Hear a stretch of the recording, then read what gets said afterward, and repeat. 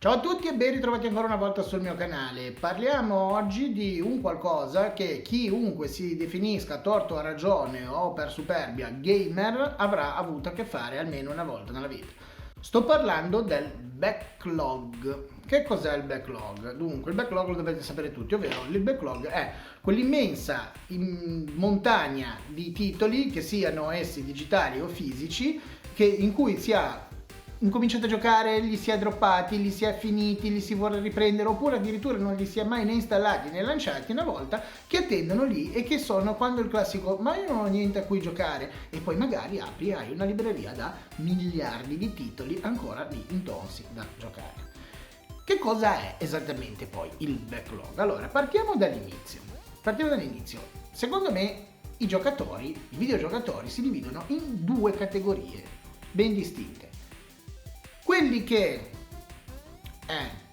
oramai sono anche grandicello, penso di saper gestire il mio tempo, credo che non comprerò nessun titolo nuovo finché non ho finito quelli che ho già adesso, finché non ho finito il titolo con cui sto giocando. E io non ne conosco neppure uno.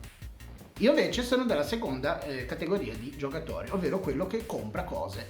Compra cose, ottiene cose, prende cose, trova cose, riscatta cose. Poi figuriamoci adesso con quello che sta succedendo sugli store tipo Epic Game, GOG o anche Steam, che si mettono a dare giochi gratis, il PSP, il PSN, il Game with Gold. Non parliamo poi di attivare un Game Pass, non parliamo proprio di quello.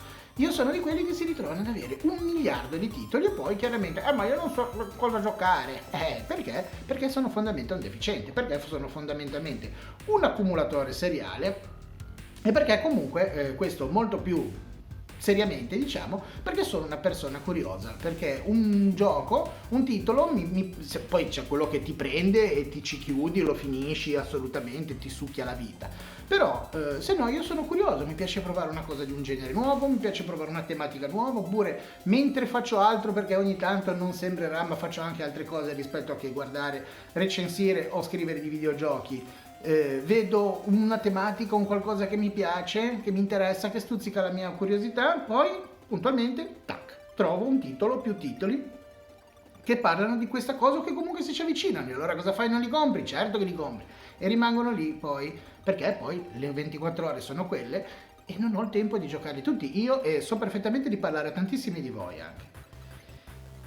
A tutto questo ci aggiungiamo anche una cosa, in questa seconda categoria di giocatori di cui io faccio parte, come ho già detto, la passione per i giochi vintage e quindi il retro gaming, e quindi quando li puoi trovare a poco o a nessun tipo di prezzo accumuli roba e poi dici ma questo l'ho giocato, questo non l'ho giocato, questo lo voglio provare, questo assolutamente mi ricorda la mia infanzia, quindi giochiamolo di nuovo e accumuli.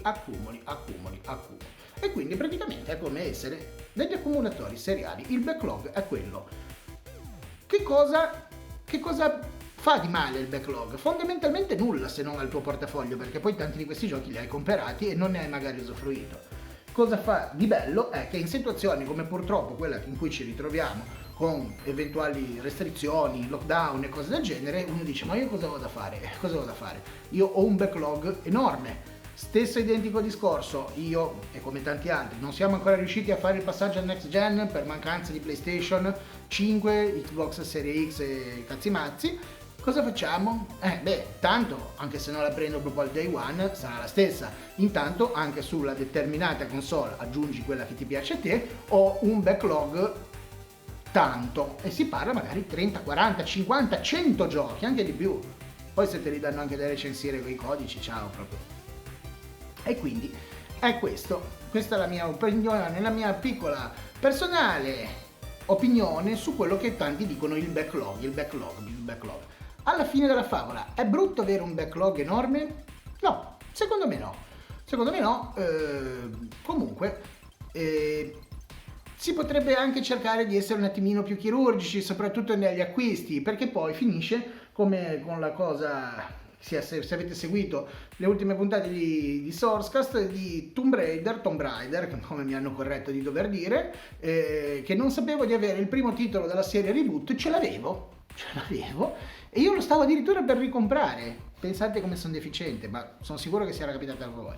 Quindi concludo questo video con: per me il backlog sì, il backlog è una cosa bella, il backlog è una cosa che fa parte di me e di tanti di noi. E voi cosa ne pensate? Voi che dicete? Fatemelo sapere nei commenti o sui social. Ancora una volta buon gioco a tutti e come sempre keep on gaming. Backlog!